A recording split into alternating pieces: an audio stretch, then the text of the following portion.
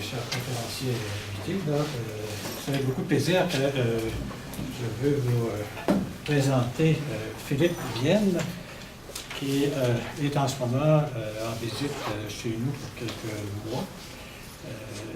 Il est détenteur d'un doctorat en sciences sociales de l'Université libre de Bruxelles. Il lui donne même le titre de sa thèse, Analyse critique de 4 principes d'intelligibilité pour une approche compréhensive des violences à l'école. Alors, Philippe a travaillé sur l'école, sur l'éducation. Il est directeur en ce moment du Centre de sociologie de l'éducation de l'Institut de sociologie et professeur à l'Université libre de Bruxelles. Et il a fait de nombreuses publications. Bon, vous êtes venu pour l'entendre, je vous épargnerai un peu de mentionner toute la liste. Qu'il suffise de mentionner qu'il a travaillé en sociologie de l'éducation, notamment sur les violences à l'école. Et surtout, ce qui nous intéresse, nous, particulièrement aujourd'hui, c'est qu'il travaille sur l'histoire de la sociologie et sur l'école de Chicago en particulier, et notamment sur Everett C. Hughes. Et vous le savez, Hughes a joué un rôle très important au département de sociologie, puisqu'il est considéré un peu parmi les pères fondateurs, puisqu'on lui avait confié le mandat de rédiger le programme de recherche et puisqu'il a été l'un des premiers professeurs invités ici dans notre département. Sans plus tarder, je te laisse la parole parce que les gens sont venus pour t'entendre. Et nul doute que cette conférence sera vous intéresser au plus haut point pour nous faire connaître un certain nombre d'éléments nouveaux là, sur la naissance de notre département et en particulier sur la naissance de la sociologie et son institutionnalisation au Québec et plus largement dans le champ des sciences sociales. Alors, à toi la parole. Donc, nous avons convenu pour un exposé d'à peu près, prendre le temps qu'il faut, mais disons 3/4 d'heure, 1 heure, enfin, autour de ça, et nous suivra une période de questions et de discussions. Voilà. Allez. Merci Simon. Alors, je voudrais vraiment remercier Simon Langlois pour son invitation au département de sociologie, donc pour le séjour de recherche que je suis en train d'y faire, sur un double volet qui est à la fois une socio-histoire du système d'enseignement québécois et en même temps d'approfondir le travail que je poursuis sur Everett Hughes, notamment donc, sur sa phase au Canada français d'enquête de terrain. Donc sur ce double volet, on m'a proposé effectivement de faire une petite conférence dont M. Langlois avait effectivement précisé que le titre était amené à changer, et effectivement, comme vous pouvez le voir, il a changé légèrement. Je vais moins insister ici, disons, sur le passage d'Everett Hughes à l'Université Laval pour y enseigner donc, dans le cadre de la jeune école des sciences sociales, que plus largement sur Everett Hughes et le French Canada et le Canada français, en particulier son travail de terrain à Drummondville. Alors la structure de cet exposé, je la présenterai en 6 temps plus ou moins. Je demanderai à mon invitant de me surveiller au niveau du temps, parce qu'effectivement là je vais me cantonner aux 45 minutes prévues.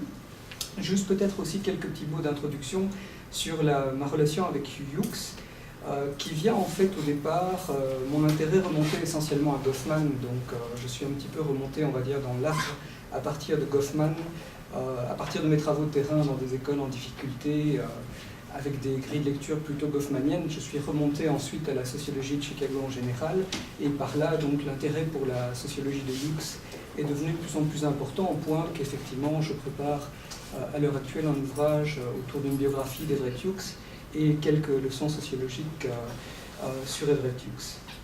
Alors, c'est en particulier aussi à partir de ma visite à l'Université de Chicago en 2008, où j'ai pu travailler sur les archives d'Everett Hughes, que j'établis cette biographie donc, à l'heure actuelle. Alors, la structure de cet exposé va être en 6 temps plus ou moins. Je vais commencer par vous dresser quelques éléments qui me semblent pertinents pour la biographie d'Everett Hughes en général, pour faire le lien avec cette étude de terrain qu'il a menée à Drummondville. Ensuite, nous irons effectivement sur sa période au Canada français, donc l'esquisse d'une sociologie du Canada français, à partir de l'ouvrage French Canada in Transition, ou Rencontre de 2 mondes. Nous irons dans un 3e temps, donc spécifiquement à Drummondville, donc pour examiner un petit peu l'interrelation entre le travail de Hughes et quelques éléments d'histoire locale. Ensuite, le 4e temps, ce sera plutôt l'héritage d'Everett Hughes au Québec, on va dire, et à l'Université Laval en particulier. Je vais moins insister sur cette partie-là qui a déjà été profondément, je dirais, abordé par plusieurs sociologues, y compris des sociologues d'ici. Je pense à Simon Langlois sur Falardeau, à Nicole Gagnon, donc il y a toute une littérature sur laquelle je vais moins insister ici. On terminera par une série d'anecdotes et d'archives à partir des archives d'Everett Hughes en relation avec le Québec, et mes conclusions, si je suis resté dans les temps. Alors je vais commencer par effectivement dresser le portrait d'Everett Hughes à partir d'un souvenir qui est sans doute familier donc à l'Université Laval en particulier. C'est le souvenir du père Georges-Henri Lévesque, qui avait été effectivement celui qui a invité Hughes ici à l'Université Laval comme professeur, donc le fondateur de l'École des sciences sociales, dans ses souvenances, qui nous présente ceci qui est un très beau portrait d'Everett Hughes, en le présentant comme un des plus prestigieux sociologues contemporains, qui sera du reste président de l'American Sociological Association, ce qui ne représente pas un mince honneur. Pour la faculté, pour plusieurs autres collègues en particulier et pour moi-même, un collaborateur lucide, assidu, stimulant, pour ses étudiants un éveilleur, un entraîneur, un compagnon de route amical, pour tous une sorte d'éclaireur sur les sentiers arides et parfois sombres des sciences de la société. Enfin, pour les nombreux amis qu'il sut cultiver autour de lui, un homme d'une remarquable urbanité, sachant tout aussi bien causer que jouer du piano.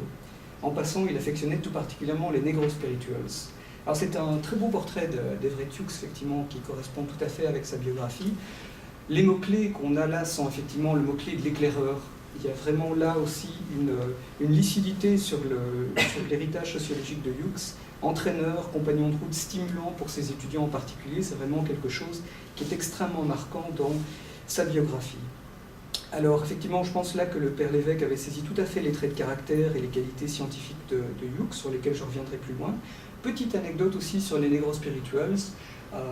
Le maître de Hughes, Robert Park, a consacré un des plus beaux articles qu'il a fait à la question des Negro Spirituals. C'est un de ses premiers articles à son arrivée au département de sociologie de Chicago. Et c'est un article que je trouve tout à fait magnifique sur l'origine des Negro Spirituals. Donc j'apprécie effectivement cet effet d'écho entre Park et Hughes sur les Negro Spirituals. Alors, sur la biographie de Hughes, avec quelques illustrations, alors, pour vous présenter en quelques photos aussi, je les passerai une à une plus ou moins, j'insisterai pas à pas sur on va déjà prendre celle-là. Alors Everett Hughes, en 2 petites pages, on va dire, d'introduction biographique au personnage, naît le 30 novembre 1897 à Beaver, en Ohio, troisième de 6 enfants, d'un pasteur local et instituteur, Charles Anderson Hughes, et de sa femme Jessamine Roberts. Alors c'est une famille de l'Ohio typique, je dirais, rurale, qui a généré déjà plusieurs pasteurs méthodistes et qui a un intérêt particulièrement poussé pour les questions d'éducation, où on pousse vraiment les enfants sur l'éducation, les filles comme les garçons. Alors le grand-père était un soldat de l'Union, donc la famille est tout à fait nordiste et anti-esclavagiste, et Charles Anderson Hughes est aussi, je dirais, comme pasteur, le père de Hughes. Ce qui aurait été tout à fait paradoxal d'être à la fois sur le plan de son travail pastoral extrêmement libéral, extrêmement ouvert sur le plan de la spiritualité, donc sur la manière de lire la Bible, et en même temps aussi, comme on le verra, extrêmement conservateur sur le plan moral, donc un paradoxe, une tension entre les deux. Le père de Hughes était aussi orienté sur le social gospel, donc vous savez peut-être qu'il a été très marquant pour les jeunes années du département de sociologie à Chicago, donc le courant de réforme sociale qu'on trouve aussi comme influence majeure sur les débuts de la sociologie américaine. Et donc on a dans la famille tout un travail anti-esclavagiste, un travail aussi de déségrégation de la société américaine, qui fait que le pasteur Charles Anderson Hughes va avoir notamment descendu avec le Ku Klux Klan, qui fera brûler une croix devant sa maison, donc en représailles par rapport à son engagement sur le plan de la déségrégation. Alors un pasteur effectivement très engagé, parfois la carrière malheureuse, et qui aurait voulu que son fils devienne pasteur à son tour, ce que Hughes ne va pas faire. Donc Everett Hughes va s'orienter vers l'enseignement plutôt que vers le pastorat, sans, je dirais, que ce soit un désespoir pour son père, qui considérait que c'était le plus brillant de ses fils. Alors un pasteur aussi, j'ai insisté là-dessus, qui était très rigoriste sur le plan moral, donc aussi bien, on va dire, émancipé sur le plan théologique et sur le plan social, que très rigoriste sur le plan moral, c'est-à-dire que dans sa communauté, on ne boit pas d'alcool, on ne joue pas aux cartes pour de l'argent, on ne danse pas. Donc ce sont là vraiment des valeurs morales très rigoureuses, auxquelles Everett Hughes a commencé à échapper progressivement, tout un travail d'émancipation progressif, par rapport notamment à son pasteur de père, qui est passé par les études, notamment au collège à Ohio Wesleyan, où il a commencé donc les études de collège. Alors le mot-clé pour vraiment comprendre cette phase de la vie de Hughes, c'est le mot émancipation. C'est vraiment une émancipation personnelle, une émancipation sociale par rapport à l'univers dans lequel il a grandi.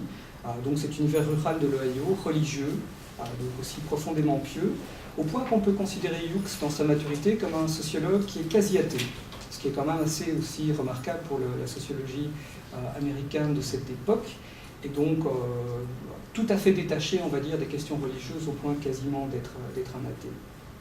Ce qui est intéressant aussi, c'est le statut du fils de pasteur dans une communauté rurale américaine, un statut un peu particulier qui est un statut d'outsider, dira plus tard sa femme, Helen McGill. C'est-à-dire que le fils du pasteur, le preacher's kid, a un statut un peu d'outsider dans une communauté, c'est-à-dire qu'il connaît beaucoup de secrets de la communauté via son père, mais il ne les utilise pas. Il ne peut pas les utiliser, il ne peut pas en faire un usage malveillant. On peut y voir trace de cette curiosité sociologique, de ce goût pour comprendre les affaires du monde qui peut ensuite marquer la trajectoire sociologique d'Everett Hughes. Le statut d'outsider est intéressant parce que c'est exactement ça que Hughes mettra en avant dans sa relation avec le Québec. Pour comprendre le Québec, comprendre les Canadiens français, il y a un statut du fils de pasteur méthodiste de l'Ohio, d'outsider à cette société, qui est très intéressant pour être détaché de cette société, pour pouvoir la comprendre de l'extérieur.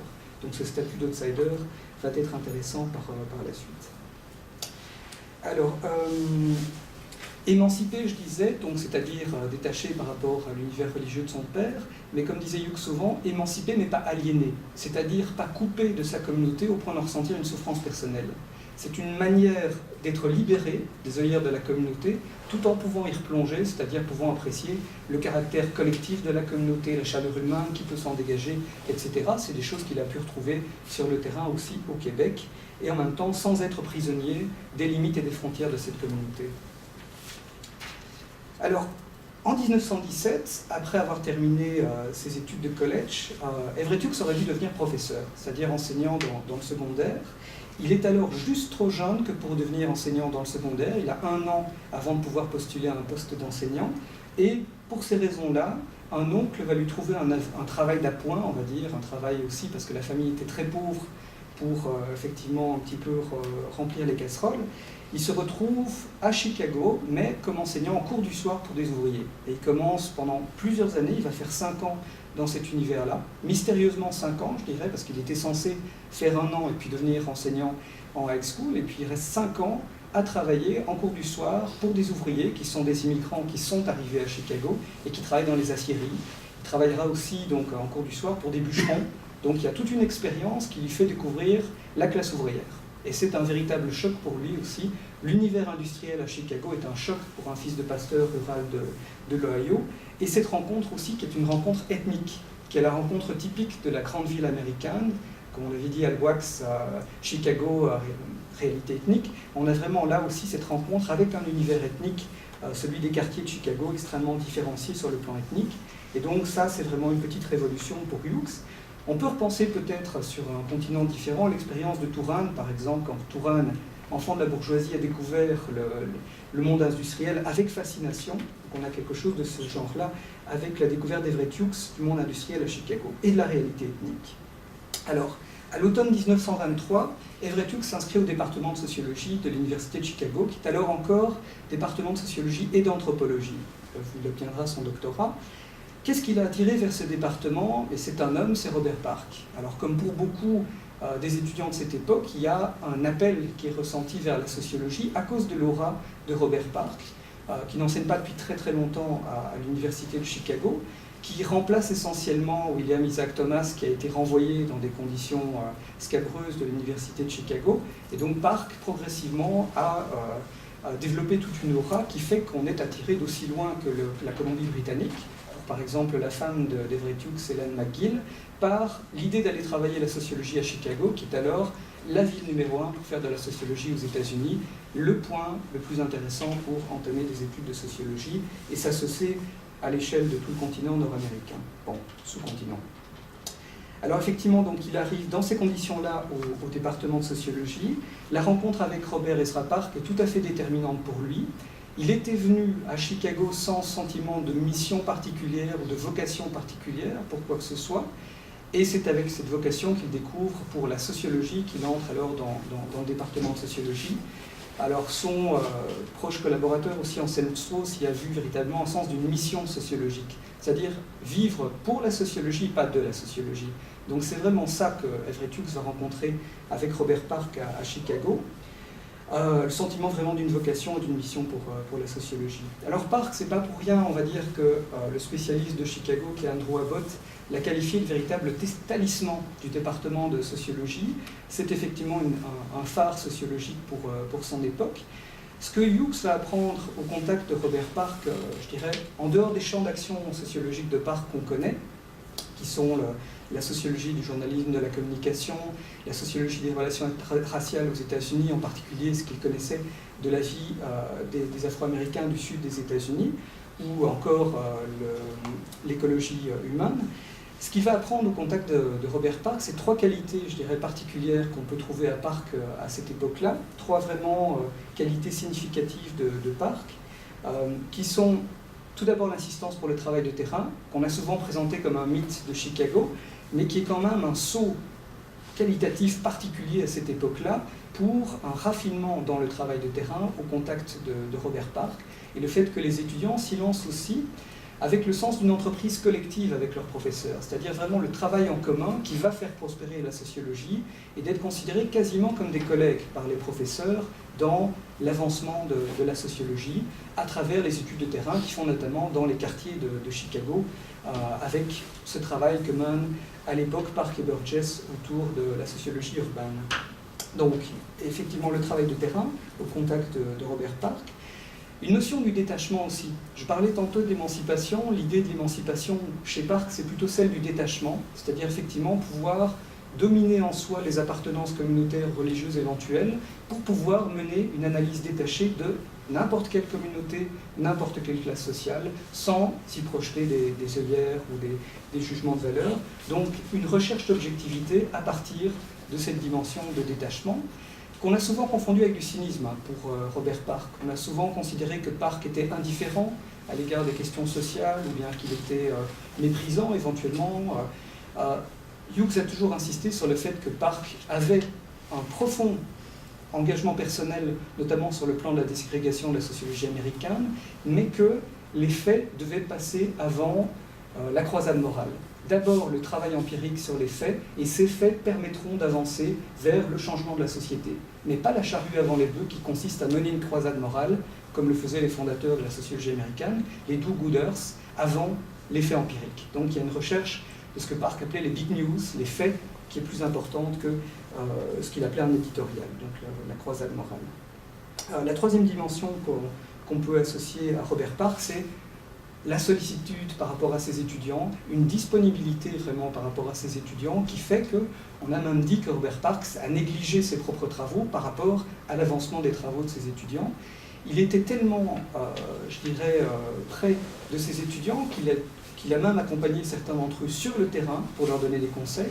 Donc on a vraiment cette impression de travail collectif, d'entreprise collective qui est particulière à l'école de Chicago à cette époque-là, entre Park et ses étudiants, et dont Hughes a pleinement bénéficié. C'est ce travail-là qu'il a reproduit ensuite comme professeur dans les différentes universités où il a pu travailler, brièvement à Laval, mais essentiellement donc à McGill, puis à Chicago, puis à Brandeis University et enfin au Boston College. Alors Hughes obtient sa thèse de doctorat en 1928 à Chicago, thèse de doctorat en sociologie et en anthropologie sur le Chicago Real Estate Board, donc l'étude des agents immobiliers à Chicago, pour lequel il a fait un travail de terrain. Petit point aussi biographique, le meilleur ami de Hughes à Chicago, c'est Robert Redfield, qui est le gendre de Park et qui est l'anthropologue bien connu, donc, qui aura aussi une grande influence sur le travail de Hughes, ensuite au Québec dans les années 30. Voilà qui est dit. Juste un petit mot encore sur tout ça, c'est effectivement que Park a vraiment été ce qu'on pourrait appeler le deuxième père d'Everett Hughes, donc celui qui, sans remplacer le premier père, a joué le rôle qu'on appelle aux États-Unis d'academic father, c'est-à-dire vraiment de mentor pour Everett Hughes, rôle que Hughes a reproduit ensuite systématiquement avec beaucoup de ses étudiants, en particulier avec Howard Becker. Alors maintenant, je vais entrer dans la deuxième phase. Juste quelques photos pour, comme promis.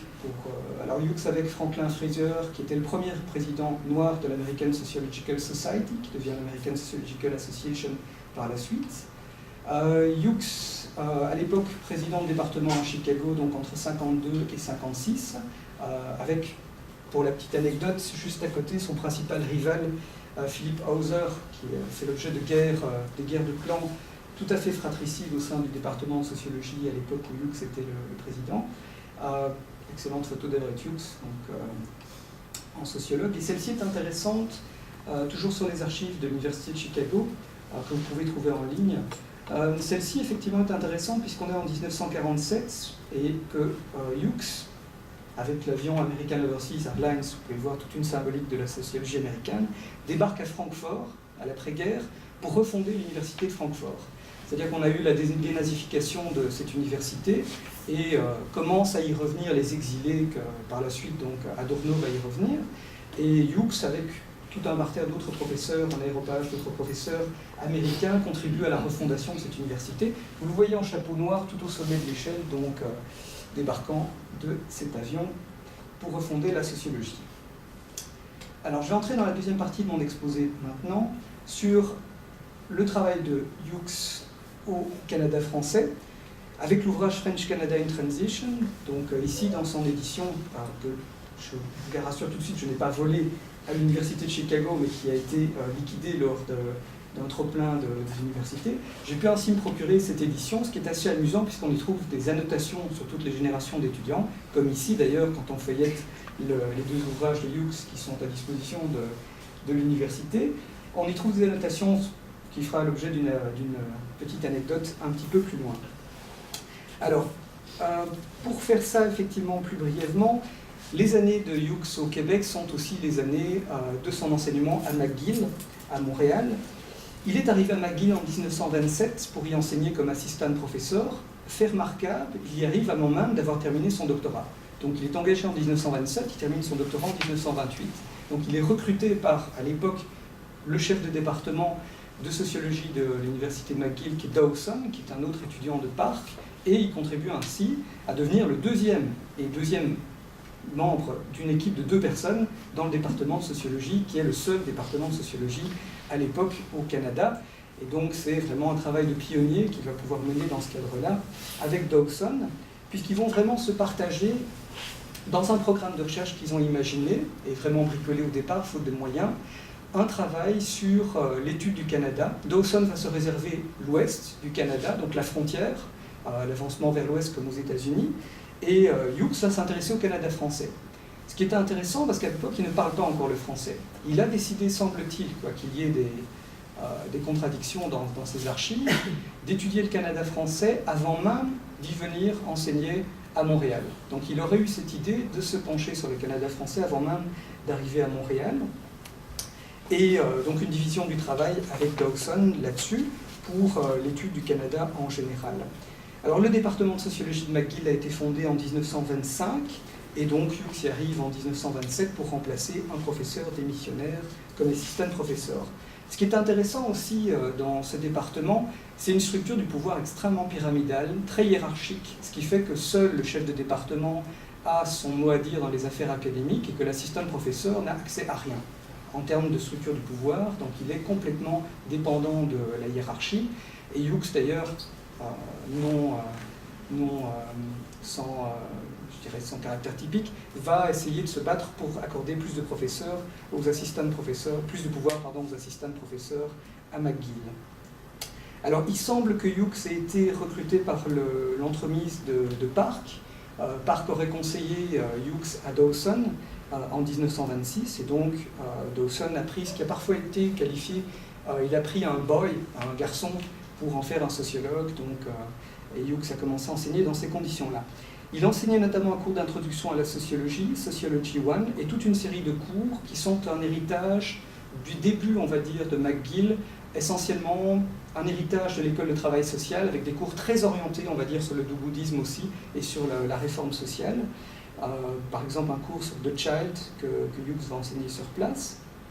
Ce qui est intéressant aussi sur cette période, c'est que d'un petit nombre d'étudiants au départ à McGill, l'appel de la sociologie va progressivement se faire sentir et le nombre d'étudiants finit par augmenter, non sans lien de nouveau avec Hughes, puisque Hughes avait cette possibilité, comme Park, d'attirer à lui des étudiants et aussi d'avoir un contact privilégié avec ces étudiants qui fait que le nombre d'étudiants augmente doucement au fil des années 30.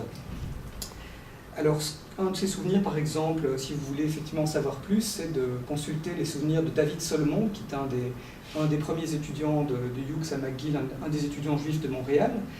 Souvenir émerveillé de la rencontre avec Hughes, qui est tout à fait en miroir des rencontres qu'on pouvait avoir avec Park à Chicago dans les années 20 et 30. C'est vraiment aussi cette idée d'une révélation par la sociologie pour les étudiants, du choc de la vocation et de l'envie ensuite de construire quelque chose autour de la sociologie. On pourrait presque parler en termes anthropologiques du mana. Park avait le mana, Hughes avait le mana, en particulier dans les contacts avec les étudiants et la transmission d'une vocation. Alors, aussi cette idée qu'il a pu construire à McGill progressivement de l'entreprise commune avec les étudiants.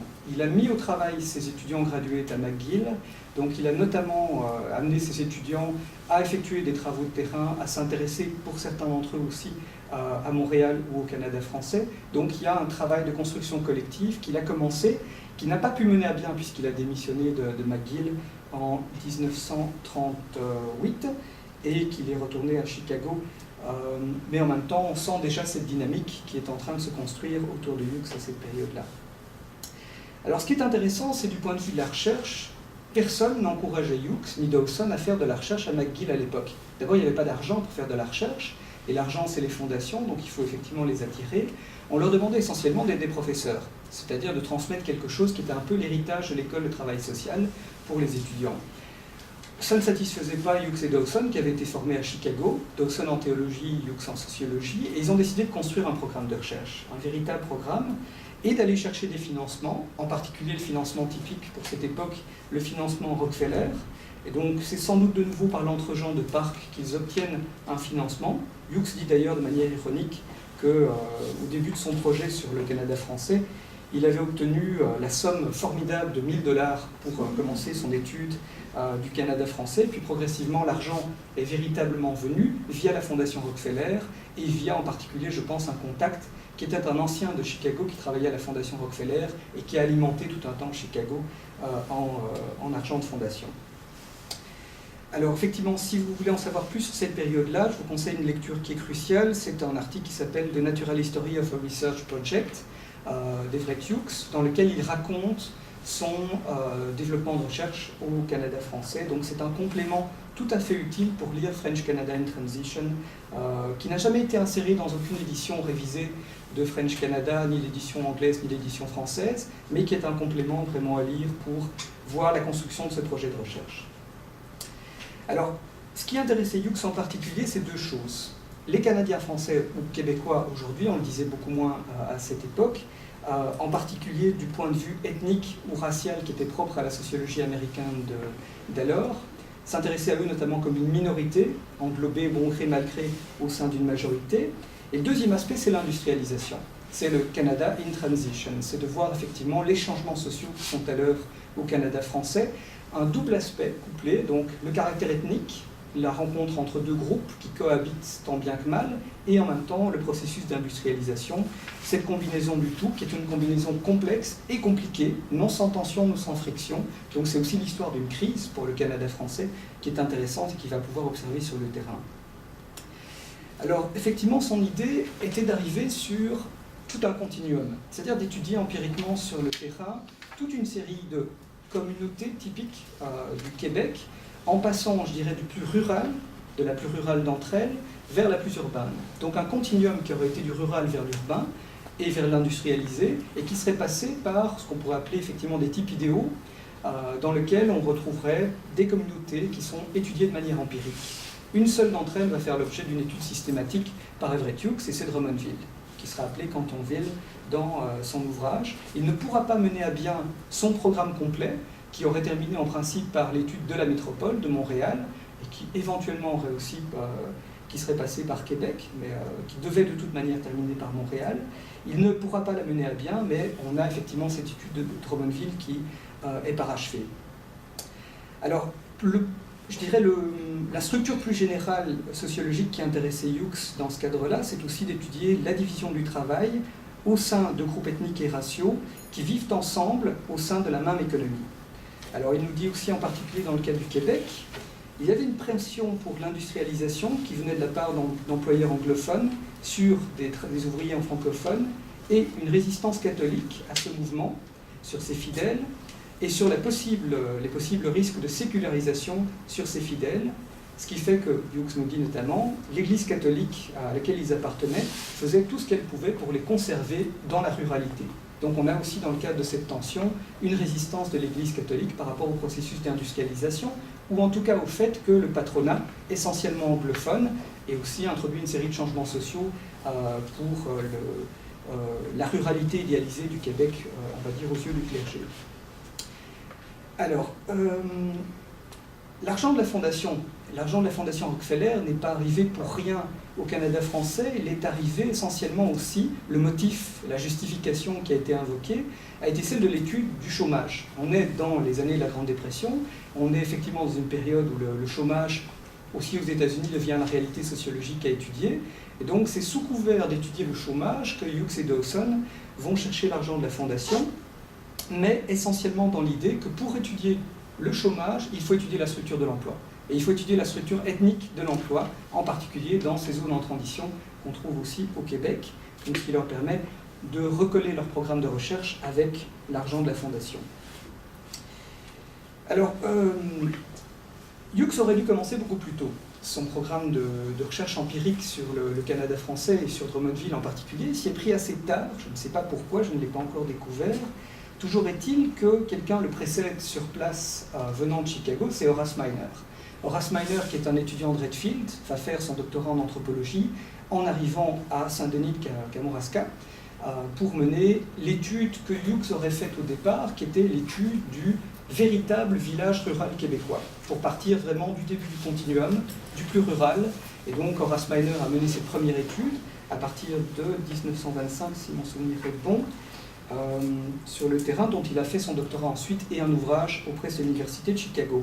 Hughes a été beaucoup plus lent, donc c'est assez paradoxal que lui qui se retrouve dans le comité de thèse ensuite de Horace Miner va mettre beaucoup plus de temps pour faire son étude empirique et pour publier French Canada in Transition, qui ne sort qu'en 1943, c'est-à-dire beaucoup plus tard que la finition du travail empirique sur le terrain.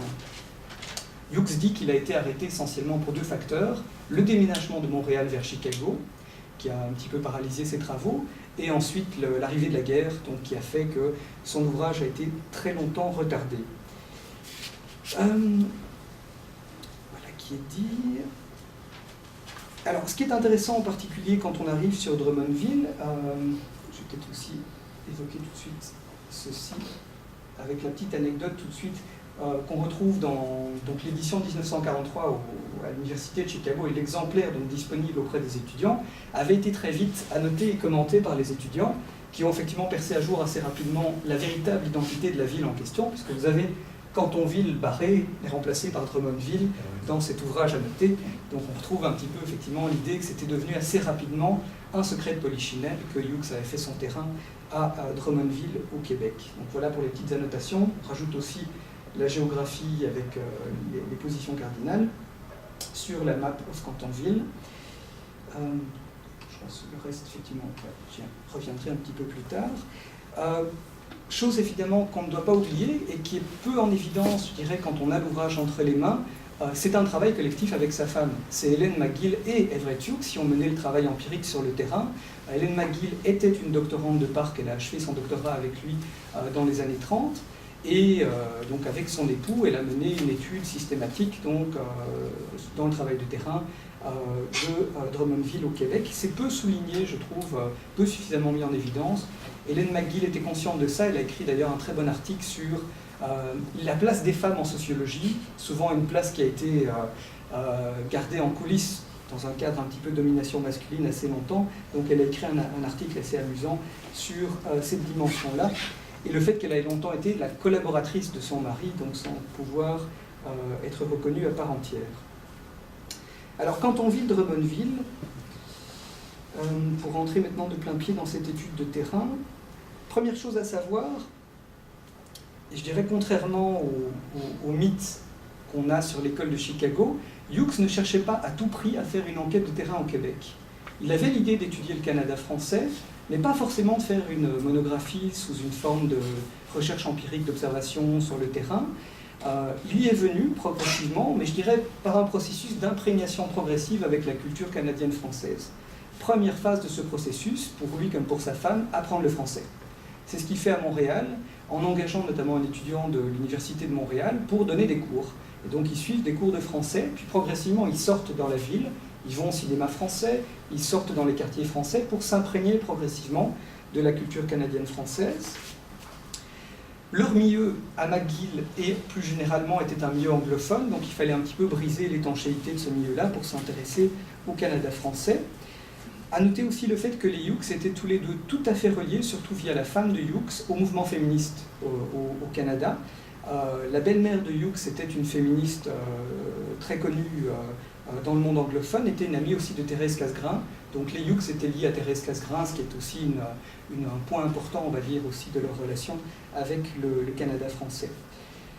Alors, petite anecdote par rapport à ça, quand Hughes visite Horace Miner à Saint-Denis de Kamouraska sur le terrain, lui et sa femme en tout cas, emportent dans sa valise toute une série de littérature féministe à distribuer sur place à Saint-Denis pour évidemment édifier la population locale sur la domination masculine. Donc c'est vraiment intéressant. Alors, leur terrain leur est venu comme ça, un choix statistique au départ préalable pour essayer de trouver cette communauté qui serait une ancienne communauté, une ancienne ville canadienne-française avec des activités locales canadiennes-françaises, mais gagnée par le processus d'industrialisation et avec l'arrivée d'industries anglo-saxonnes, qu'elles soient anglaises, qu'elles soient canadiennes-anglaises, qu'elles soient américaines. Donc une ville qui est en changement, avec une révolution intérieure qui est apportée par l'industrialisation et l'arrivée d'un patronat extérieur à cette ville, qui bouscule un petit peu les élites locales francophones, en particulier les anciennes élites de Drummondville, qu'elles soient les anciennes familles anglophones ou les anciennes familles francophones. C'est cette ville-là qu'il cherche, et sur base statistique, il décide alors, lui et sa femme, de prendre la ville de Drummondville pour en faire l'étude. Alors, leur arrivée sur place, c'est probablement daté de 1937, c'est ce que semblent dire la plupart des commentateurs.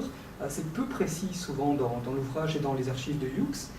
Il arrive sans doute pendant l'hiver 1937 à Drummondville avec sa femme, et il décide d'y vivre. Il n'est pas précisé combien de temps ils y ont vécu.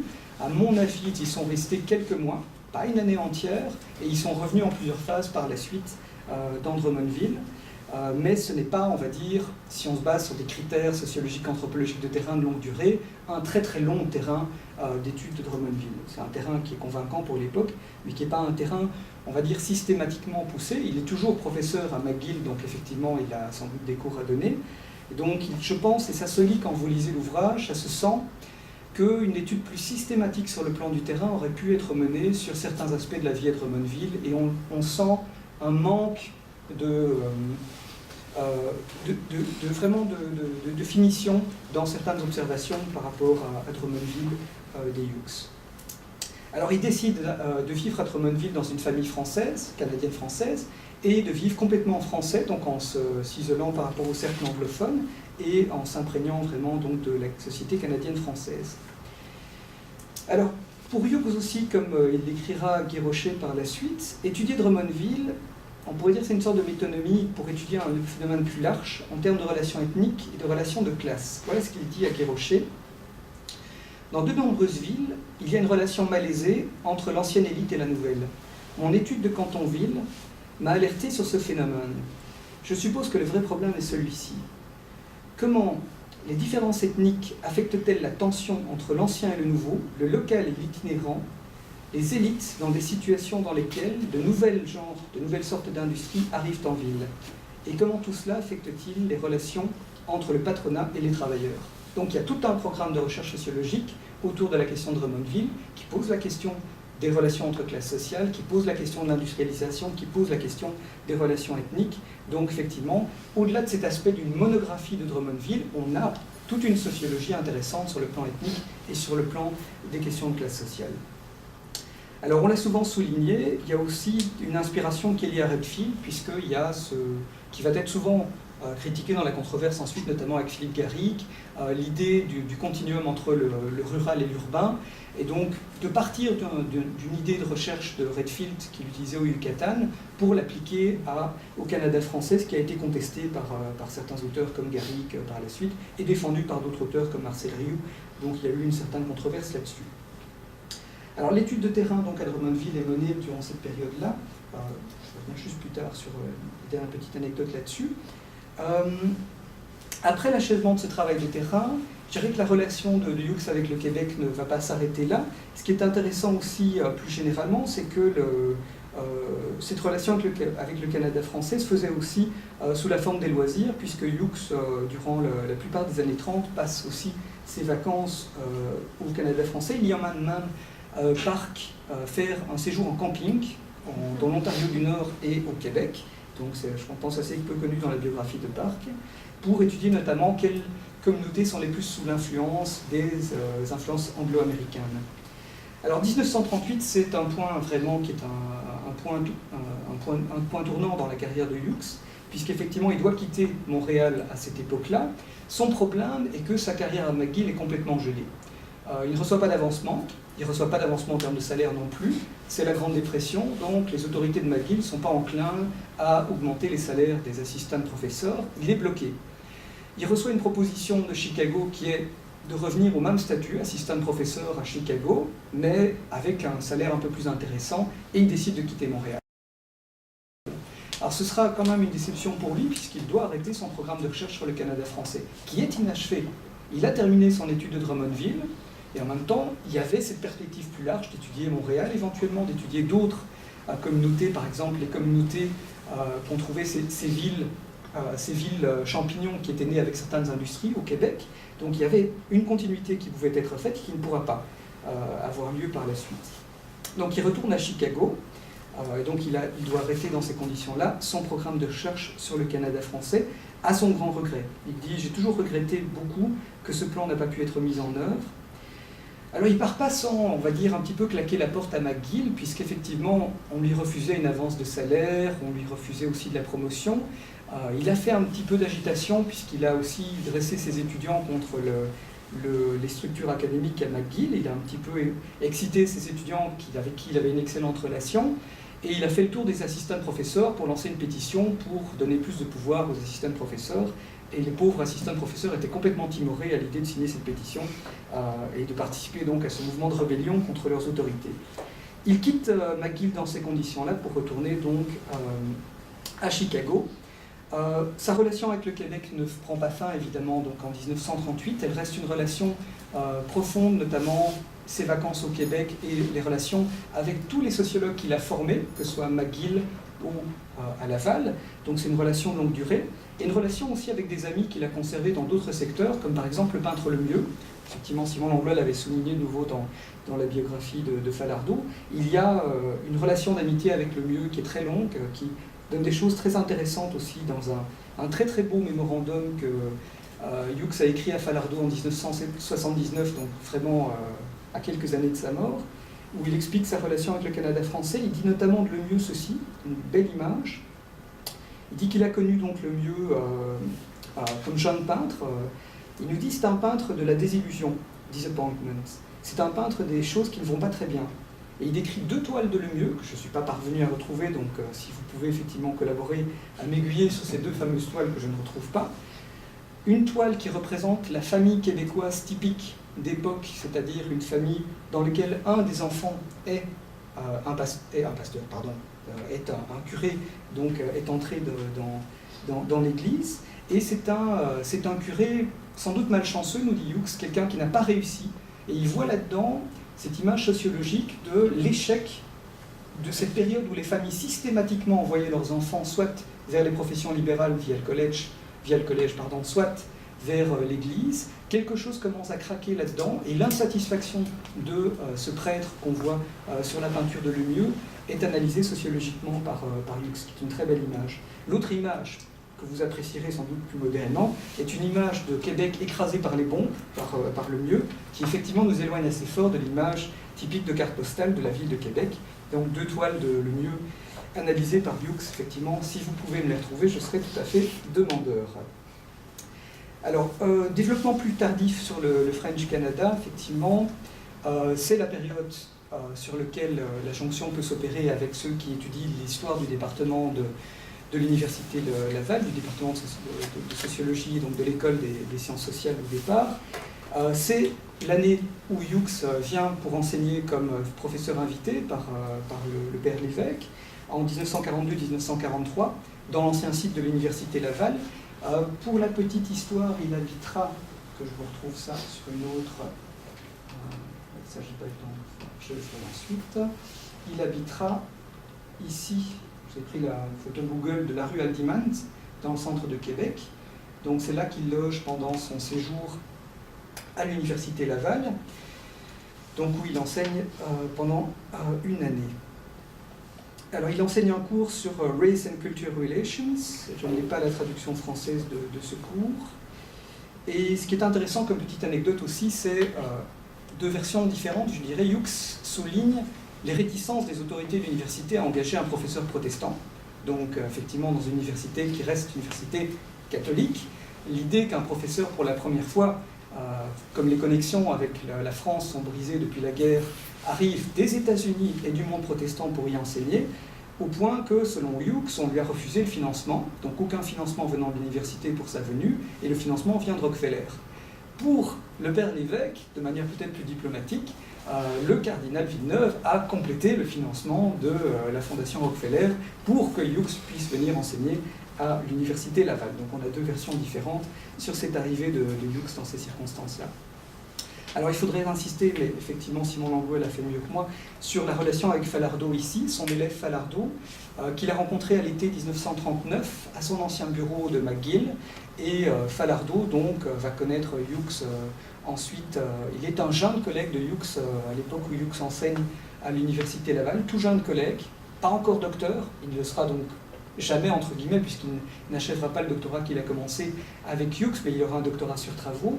Donc la relation avec Falardeau est l'héritier de Hughes à l'Université Laval, la tradition de recherche de Hughes, la tradition du travail de terrain, le plan d'étude d'une ville découpée en quartiers, toute une série de choses qui sont inspirées de Chicago. Falardeau va les appliquer ici, et en particulier, j'insisterai juste sur ce point, l'idée de l'émancipation. Je dirais que sur le plan où j'ai été profondément saisi et fasciné par les textes que j'ai pu lire de Falardeau depuis mon arrivée. En particulier, je dirais le courage personnel de Falardeau, à l'époque où il était désigné comme le vilain petit canard par les autorités de l'époque, en particulier aussi comme l'était le père Lévesque, dans les difficultés qu'ils ont pu avoir avec l'Union nationale. Et donc là, on peut sentir véritablement une tension, une pression qui est mise sur Falardeau comme sur Lévesque.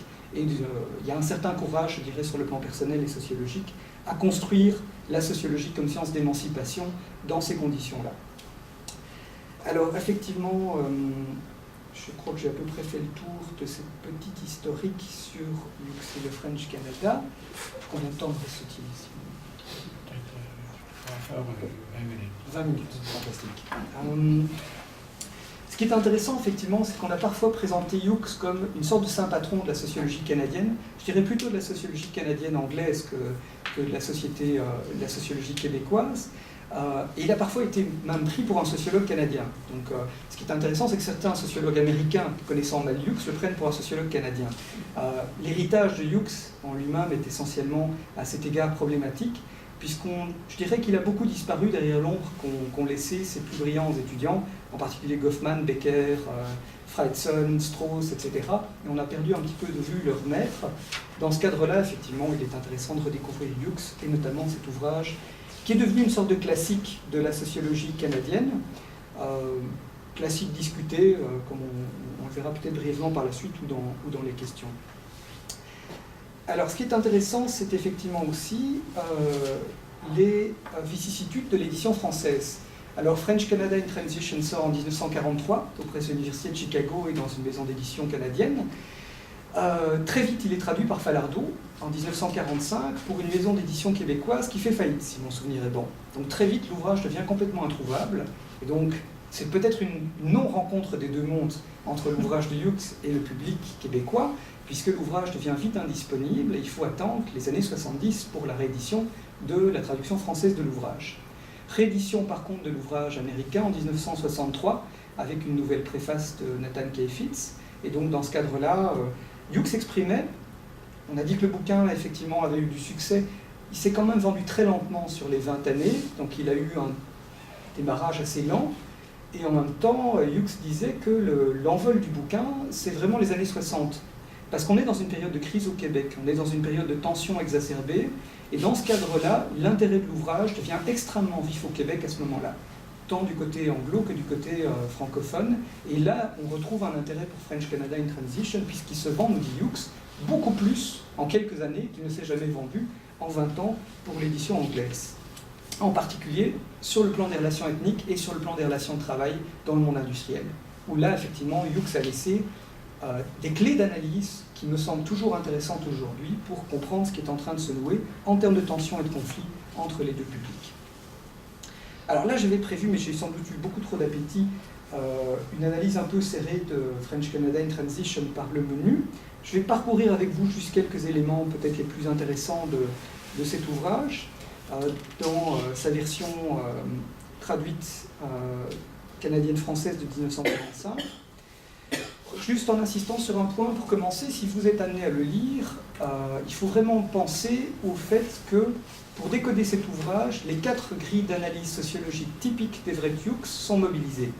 Ces 4 grilles-là, c'est la sociologie des institutions, la sociologie des relations ethniques ou raciales, la sociologie des occupations, métiers, et le travail de terrain.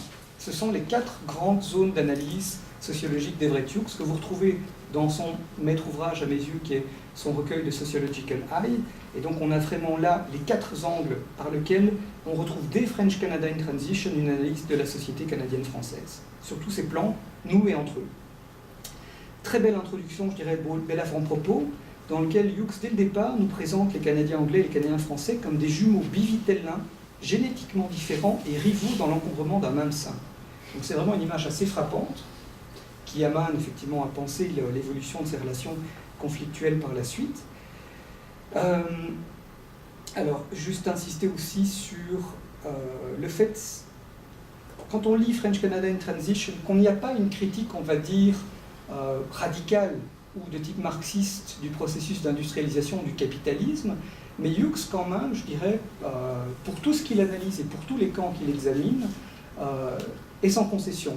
C'est-à-dire qu'il n'y a pas de complaisance dans cet ouvrage envers aucune chose, et le capitalisme qu'il examine, qu'il a qualifié de capitalisme extrême, entrant au Québec. Donc c'est non sans tension et friction locale, évidemment, que ce capitalisme se met en place.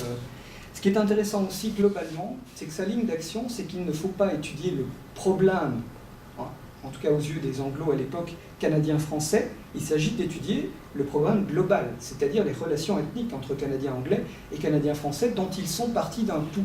Ça a toujours été son leitmotiv pour l'étude des relations ethniques. On n'étudie pas, ce qui serait un petit peu la paille dans l'œil, le problème que pose un groupe ethnique, mais l'ensemble des relations que constituent ces groupes ethniques entre eux, donc le tout qu'ils forment. Et ça, c'est vraiment quelque chose qui est très bien posé dès le départ. Alors, il y a quand même des choses assez dures dans l'ouvrage qui, on l'y a dit souvent, nourriront quand même, quelles que soient les réticences qu'on a pu avoir du côté peut-être plus nationaliste sur l'ouvrage de Hughes, nourriront notamment le combat politique nationaliste en donnant du grain à moudre, c'est-à-dire en fournissant des éléments factuels sur ce que Hughes appelle clairement une domination sur place, et ce qu'il appelle ailleurs dans l'ouvrage une expansion coloniale, donc en Canada français. Donc effectivement, vous voyez, il est sans concession, ni sur certaines choses canadiennes-françaises, ni sur certaines réalités canadiennes-anglaises, et il y a vraiment de chaque côté des armes qu'il va fournir, on va dire, au bon lecteur, sans qu'on ait, on va dire, à mettre cet ouvrage à l'index directement du côté catholique. Alors, ce qui est intéressant, on le dit aussi d'emblée, c'est que c'est l'étude faite effectivement par un outsider. Il le dira à plusieurs reprises, c'est l'étude d'un outsider sur la société québécoise, et donc c'est pour ça aussi qu'elle est intéressante. Alors, je vais passer beaucoup plus vite sur certains chapitres ici, mais juste, je ne résiste pas au plaisir de cette anecdote-là que je voulais vous montrer. Petite blague à noter par les étudiants de l'Université de Chicago dans l'édition américaine que vous trouvez là, erreur commise sans doute par Hughes en 1943 dans l'ouvrage, Il nous dit notamment que la plupart des curés sont célibataires. On peut apprécier cette petite coquille corrigée directement par les étudiants de l'Université de Chicago. Je suppose qu'elle a été corrigée dans l'édition canadienne-française et dans les éditions suivantes. En tout cas, voilà pour la petite anecdote que je voulais vous montrer là-dessus. Bon, ça je vais insister un petit peu plus loin sur ceci. Survoler rapidement quelques chapitres. Drummondville, c'est quand même effectivement le côté saisissant de voir une ville originellement de 2000 habitants se transformer en une ville effervescente de 20 000 habitants. Donc 4600 qui sont alors dans l'industrie, en particulier dans le textile. Alors comme le dit Hughes, c'est une industrie qui est essentiellement britannique ou américaine d'origine. L'essor est dû à un barrage voisin, on peut voir effectivement un peu plus loin ici, avec la centrale de la Southern Canada Power Company. Donc l'essor industriel de Drummondville est assis à ce barrage. 9/10 de la population est canadienne-française en 1911, avec une disparition progressive des fondateurs canadiens-anglais, qui commencent plus ou moins à disparaître dans le paysage. Les anciennes familles qui ont donné les noms des rues principales de Drummondville, rue Heriot, etc., sont des familles qui disparaissent plus ou moins dans un monde qui devient de plus en plus canadien-français, mais l'arrivée aussi des nouveaux venus, c'est-à-dire le patronat anglais, canadien-anglais, américain, des nouvelles industries, et en particulier aussi leurs ouvriers spécialisés, leurs contremaîtres, toute une série de personnels de langue anglaise qui arrivent à Drummondville et qui fait sextupler la population anglaise de Drummondville à cette période-là. Alors, les institutions typiques que Hughes décrira, évidemment, c'est notamment l'église anglicane Saint-Georges, qui est appelée Saint-André dans l'ouvrage, l'église catholique Saint-Frédéric, qui est appelée Saint-Luc dans l'ouvrage, et effectivement tout ce qui se construit autour, les écoles, le rôle de la paroisse, etc. La description aussi des rivalités politiques est intéressante, qui je dirais relève plus peut-être de l'histoire sociale quand on relit French Canada in Transition aujourd'hui, entre la faction qui, nous dit Hughes, est dans la manche du curé, un curé qui entre parenthèses sera un ami personnel et qui va rester un ami après son étude de terrain, et la faction libérale, donc avec les rivalités politiques classiques sur place entre les deux factions, et ce qui nous dit aussi des relations entre anglo et franco, des relations bienveillantes et surtout diplomatiques entre les vieilles familles anglophones et francophones, avec notamment l'idée de l'alternance sur le maire. On nomme un maire canadien-français, canadien-anglais au départ pour la localité. Alors, on va passer un peu plus là-dessus. Pour en arriver plus loin sur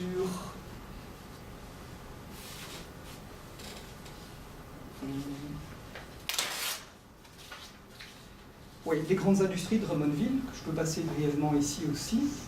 Ces nouveaux arrivants, c'est effectivement ces types d'industries-là qu'on retrouve, la Butterfly Osiris, donc les industries notamment du textile qui arrivent à cette époque-là, la Célanaise, qui n'est plus connue, et deux exceptions canadiennes-françaises, dont la fonderie Gosselin que vous avez là. Donc l'essentiel du patronat est anglophone, et deux patrons par exception sont francophones, dont notamment aussi, je pense, un patron alsacien qu'on retrouvait du côté canadien-français à ce moment-là.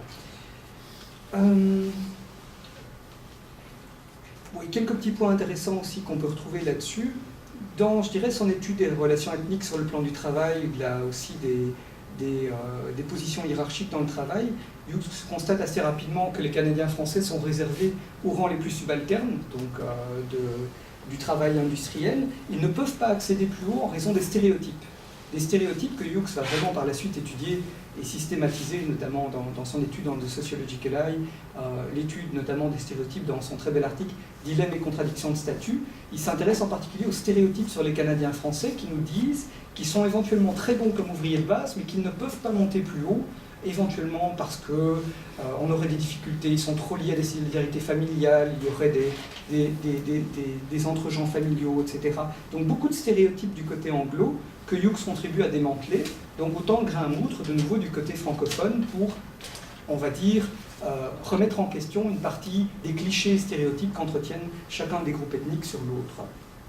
Ce qui est intéressant notamment aussi, c'est qu'il étudie le rôle des jeunes filles de la bonne société canadienne-française de Drummondville, par un souci de maintien, par un souci de convenance, elles ne peuvent pas réaliser une véritable ascension sociale par le travail. On les retrouve systématiquement dans des positions de dactylo ou de secrétaire dans ces grandes compagnies anglaises, parce que c'est là que les familles considèrent qu'elles sont dans une occupation qui est convenable, mais qui ne peut pas mener à une véritable ascension sociale par le travail. Donc on voit aussi l'idée dans ces familles canadiennes françaises que le rôle des filles, passées par le couvent, est effectivement de, pour un temps, entrer dans le milieu du travail, mais pas d'y faire une véritable ascension sociale. Donc il analyse très bien ça. Comme il analyse plus généralement aussi, ce qui est très intéressant, l'impasse de la formation traditionnelle, on va dire, en matière d'école au Québec à l'époque, puisque la formation classique qui invitait les jeunes gens des familles à entrer au collège et à devenir éventuellement avocat, par exemple, ou médecin, est complètement engorgée. Ils ne peuvent plus trouver du travail dans ces filières-là. C'est une impasse, et ils se retrouvent, parce que tout un système contribue à les emmener là, par des soucis de statut aussi, de prestige, embarqués dans des positions qui sont devenues des positions dominées dans des villes qui deviennent des villes industrielles, au lieu d'aller, par exemple, vers les métiers de l'ingénieur, qui sont complètement déconsidérés du côté québécois alors, notamment parce que l'idée que la salopette, le lieu de travail, etc., le milieu industriel, ce n'est pas convenable. Donc on a quelque chose qui est un décalage entre ce que propose l'institution scolaire alors au Québec et la nouvelle réalité industrielle qui est aussi très bien analysée par Everett Hughes. Alors je vais passer beaucoup plus vite là-dessus parce que je sens qu'on arrive sur la fin. Sur un point qui me paraît tout à fait saillant, et vous allez voir effectivement qui est beaucoup plus propice à faire grincer des dents. Alors je l'ai choisi en particulier parce que vous allez voir, je l'ai dit tantôt, dans son ouvrage Sans concession, des deux côtés, Hughes donne du grain à moudre aux deux communautés ethniques qui veulent faire un véritable travail, on va dire, de compréhension sociologique sur l'autre. En l'occurrence, ce qu'il dit là, sur ce qui est en train de se passer au sein de la jeunesse québécoise, les frustrations au sein de cette jeunesse qui ont amené notamment à l'ultranationalisme, et en particulier à l'essor de l'antisémitisme sur cette période-là, est extrêmement intéressant, très percutant, parfois difficile à entendre. Donc je vais reprendre effectivement ici un petit extrait de son chapitre 14 sur les cérémonies religieuses et patriotiques, où il examine, c'est à l'occasion d'une fête, c'est peut-être la Saint-Jean-Baptiste ou une autre fête, une harangue qui est faite par un jeune avocat nationaliste. Alors, position typique de ce jeune avocat, trop d'avocats dans la ville, donc petites affaires locales, pas une réelle ascension sociale éventuellement par ce métier traditionnel, frustration au sein de la jeunesse, et ces frustrations, vous les sentez extrêmement fort dans ce discours-là, qui est un discours aussi qui est orienté ultranationaliste, et que Hughes qualifie de manière extrêmement ironique comme la pièce de résistance de la soirée, comme vous allez le voir. Alors je vous lis l'extrait de ce discours-là, qui effectivement est assez mordant, assez frappant. Voilà ce que dit le jeune avocat. « Nos pères venaient de France. Ce n'étaient pas des proscrits ni des aventuriers comme en Australie, aux États-Unis et dans le reste du Canada. Notre province a sauvé le Canada de l'invasion américaine et du communisme. Nos politiciens nous ont vendus aux financiers étrangers.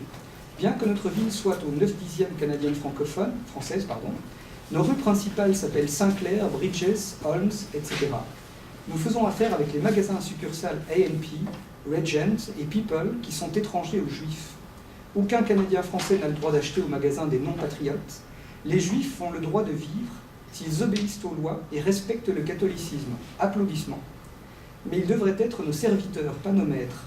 La vraie place pour eux est en bas, au pied de la côte, à la limite de la ville. Comme Schwartz, le bonhomme qui vend des pots et de la ferraille. Pas dans les plus beaux magasins sur la rue principale. Rire. Il y a un homme qui administre le gros hôtel de l'autre côté, juste de l'autre côté, montrant l'hôtel, qui ne parle pas français. C'est une injure pour nous. Acheter au Bazar Adrien une entreprise réellement canadienne-française et éviter les autres magasins qui vendent les mêmes marchandises. Harangue du jeune avocat nationaliste, comme on le voit effectivement d'un antisémitisme assez clair, commenté immédiatement par Hughes sur ces termes-là, vous apprécierez, après ce régal de musique et d'éloquence, la foule se mit à descendre la côte, etc. On voit effectivement que le ton de Hughes est extrêmement ironique, voire très mordant, mais, comme j'ai dit tantôt, sans concession pour n'importe quel groupe ethnique. Donc à chacun d'en tirer éventuellement des instruments de travail pour que ce soit sur le plan sociologique ou politique.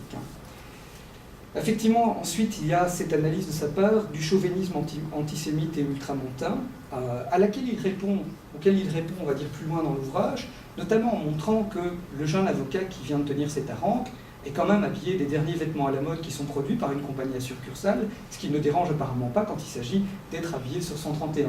Donc on a effectivement, non sans ironie, une réponse du berger à la bergère de Hughes sur ces questions, et une analyse extrêmement lucide dans le dernier chapitre, qui pour moi est un des meilleurs, et qui s'appelle « À la recherche d'un bouc émissaire », qui est pour moi effectivement de la même qualité sur le plan théorique que l'ouvrage de Ghetto de Louis Wirtz, qui est un de ses condisciples à Chicago. On a vraiment une analyse du bouc émissaire. On a, dans le cadre de ces frustrations et de ces tensions extrêmes qui suscitaient au sein de la jeunesse notamment à Drummondville, l'analyse du fait de chercher le bouc émissaire dans l'ennemi de l'intérieur. L'ennemi de l'intérieur, l'ennemi à disposition, l'ennemi au coin de la rue, c'est l'ennemi traditionnel, à ce moment-là pour le catholicisme, c'est le juif.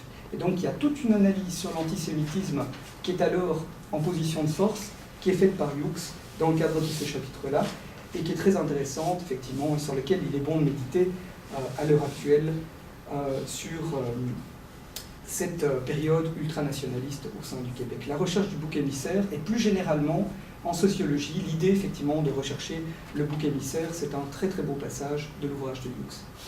Alors, juste plus brièvement, effectivement, insister sur le fait que la préface de 1963, donc dans la réédition de l'ouvrage, Hughes nous signale que l'ouvrage, en français, plutôt que Rencontre des deux mondes, aurait pu s'appeler Jean-Baptiste arrive en ville. Alors j'ai eu du mal à comprendre au début cette allusion-là, étant non québécois et particulièrement laïque, je n'ai pas eu de formation catholique. Jean-Baptiste arrive en ville, effectivement, on peut le comprendre comme ceci. L'industrie arrive en ville et l'ouvrier d'origine rurale québécois entre en ville, comme la fête traditionnelle, la fête nationale québécoise de la Saint-Jean-Baptiste. Il entre en ville et il est soumis au processus de transformation, de changement urbain et industrialisé. Donc on a cet aspect-là qui aurait résumé aussi cette rencontre de deux mondes. J'étais quand même frappé en lisant l'ouvrage. Rencontre de deux mondes, il me semblait quelque part que c'est plus que ça, c'est peut-être une rencontre de trois mondes, ou une rencontre même de quatre mondes au Québec. Deux mondes, pour Hughes, c'est les Canadiens anglais et les Canadiens français, ou, si on veut, le monde rural, le monde industrialisé. On peut le voir ça comme ça. En même temps, derrière ça, quand on analyse un peu Drummondville, et notamment le rôle des anciennes familles anglo qu'on trouvait sur place, l'ancienne élite disparue de Drummondville, il y a trois mondes. Il y a le monde originel des Canadiens anglais fondateurs de la ville, ancienne élite, entrée en déclassement, le monde des Canadiens français qui est la nouvelle élite, et le monde aussi qui arrive de l'extérieur, qui est cette élite industrielle qui arrive des États-Unis, qui arrive d'Angleterre. Donc au final, il y a plusieurs mondes, il y en a quatre à mon avis. Qu'on soit sous l'angle ethnique ou sous l'angle des classes sociales, on a le prolétariat et les classes dominantes, on a les anglos, les Canadiens français, donc quatre mondes entrent en rivalité, en tension éventuellement, à Drummondville, plutôt que deux mondes à mon sens. Alors aussi, très belle présentation par Jean-Claude Falardeau en 1972 pour son édition de l'ouvrage, extrêmement pertinente à mes yeux, notamment la fin. Relisez la fin notamment pour bien repenser. Falardeau était un souverainiste convaincu, il s'est toujours déclaré non sans tension avec Hughes, notamment là-dessus sur le souverainisme, et en même temps il y a une analyse qui est aussi non sans critique d'une certaine tradition nationaliste dans les derniers passages de cette présentation, sur lequel je vous invite vraiment à retourner vraiment de la part de Falardeau. Alors en quelques mots, puisque là j'arrive vraiment sur la fin, Hughes à Laval en 1942-1943, c'est aussi un des souvenirs qui est resté marquant pour le département et pour l'école à l'époque, c'est ceci, qui est ce programme de recherche sociale pour le Québec, sorti en 1943 dans la petite collection à ce moment-là le journal issu de l'école des sciences sociales par le père Lévesque. Alors ce qui est intéressant pour ce programme-là, quand vous le lisez, c'est au départ cette énigmatique référence à Thomas d'Aquin en latin, qui nous dit effectivement ceci, je cite juste la première phrase, et dicit quod quia in moralibus portet incipere, etc., et qui se termine par un éloge de l'abstinence. Donc on peut s'interroger effectivement sur cette longue citation de Thomas d'Aquin au début, qui en même temps est à mon avis une forme de, peut-être soit de concession amicale qui est faite au père Lévesque et à la tradition dominicaine, et aussi à la tradition sociologique catholique, à la sociologie thomiste. Donc on a peut-être ce clin d'œil qui est fait par Hughes à son ami Lévesque, et en même temps peut-être aussi une marque typique de l'humour de Hughes, puisqu'effectivement ce qui est un exposé, quand on lit la phrase de saint Thomas, sur le rôle de l'expérience, sur le fait d'aller rechercher les faits pour comprendre les affaires humaines, se termine quand même par le fait que cela prouverait que l'abstinence est bonne pour l'être humain, parce qu'il en est ainsi. Donc de terminer par ça de la part d'Everett Hughes, connaissant la biographie que je vous ai décrite, c'est sans doute non sans petit clin d'œil ironique qu'il le fait au père l'évêque. Et il y a d'autres traces effectivement de petits clins d'œil ironiques relevés par l'évêque dans ses souvenirs de Hughes, dans les souvenances, qui montrent le côté polisson du personnage. Bon, je dirais effectivement qu'on peut relire ça. Hughes considérait que ce n'était pas un texte très important. Il dit lui-même, effectivement, dans ses archives, que le texte, à ses yeux, n'est pas quelque chose de très important. Je pense qu'au contraire, ça a été quelque chose de très important pour l'école des sciences sociales à Laval. Je dirais qu'en particulier, d'essayer d'exprimer ce qui constituait le métier de sociologue, et en particulier l'autonomie nécessaire du sociologue par rapport au pouvoir, par rapport à ceux qui peuvent lui commanditer des recherches, et notamment dans ce cadre-là par rapport au pouvoir qui est en place au Québec sur cette période-là, et qui n'est pas sans difficulté, sans tension avec le père l'évêque et avec Falardeau en particulier. Il y a un message de la part du sociologue américain sur le fait que le sociologue puisse travailler en toute indépendance pour la compréhension des problèmes sociaux, qui est un message important, je pense, à relayer vers ceux qui ne connaissent pas encore la sociologie au niveau des autorités canadiennes françaises de l'époque. Donc c'est un message important surtout pour que les pouvoirs en place puissent comprendre un peu mieux ce qui doit pouvoir se développer comme école des sciences sociales à Laval, et ce qui effectivement pourra se développer par la suite. Le reste est intéressant. Hughes y évoque notamment, en gros, son programme américain, découper la ville en quartiers, les étudiants qui étudient sur le terrain, le rôle de la recherche pour les étudiants graduates, donc vraiment une dimension de travail étudiant, de travail de recherche, comme à Chicago, comme ce qu'il a connu, comme ce qu'il a mis en place aussi à McGill, donc pour les points saillants. En deux mots encore. Un petit point aussi qui est un point amusant là-dessus, qui a dévoilé Drummondville? Il faut se poser la question, effectivement. Hughes, de toute sa vie, n'a jamais, par écrit dans ses textes publiés, évoqué le fait qu'il a étudié Drummondville. Il s'est toujours cantonné à Cantonville. Donc poliment, il s'est tenu à Cantonville en fait parce que un des industriels locaux, qui était celui de la plus importante industrie textile, donc ça doit être la Dominion Textile, lui avait demandé de ne pas que la ville ne puisse pas être reconnue. Donc il l'a accepté, elle est devenue Cantonville.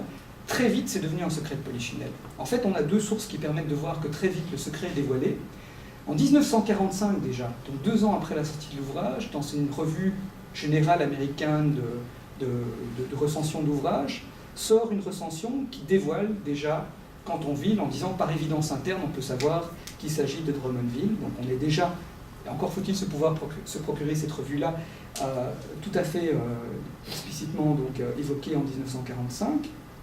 L'autre piste, c'est la piste québécoise, puisque là, effectivement, le premier à dévoiler Cantonville, Drummondville, parce que je pense que très peu ont eu accès à la source américaine qui la dévoilait, c'est Philippe Garrick, qui peut-être met les pieds dans le plat. En tout cas, Hughes n'appréciera pas vraiment le fait qu'on ait dévoilé sa ville, et dans sa relation compliquée avec Garrick au début, il va avoir une série de tensions là-dessus.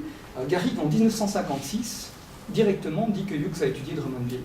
Donc à partir de là, le fait est connu au Québec et se transmet chez les sociologues québécois, puisqu'on le retrouve ensuite dans l'ouvrage d'Yves Martin et de Fernand Dumont de 1962. On le retrouve systématiquement ensuite publié par Richard Simoneau, par Gérald Fortin, où Drummondville égale Cantonville, et à partir de là, donc, c'est devenu un secret de Polichinelle qui n'est plus maintenu que par certains, et notamment par Falardeau. Donc il y a une pudeur qu'on retrouve chez Falardeau, mais pas forcément chez d'autres sociologues par rapport à Hughes. Alors, effectivement, j'arrivais sur, en 2 mots de conclusion, archives et anecdotes, ça j'aurais peut-être pas le temps de vous les faire. Je vais juste les afficher là-dessus. On voit ceci aussi. 1952, je repense aussi pour ceux qui iront voir la très belle photo de Hughes au symposium qui a été organisé à Québec, à Laval en 52, notamment avec Falardeau, avec toute une série d'autres, Nathan Kevitz, etc. On voit une bonne photo, effectivement.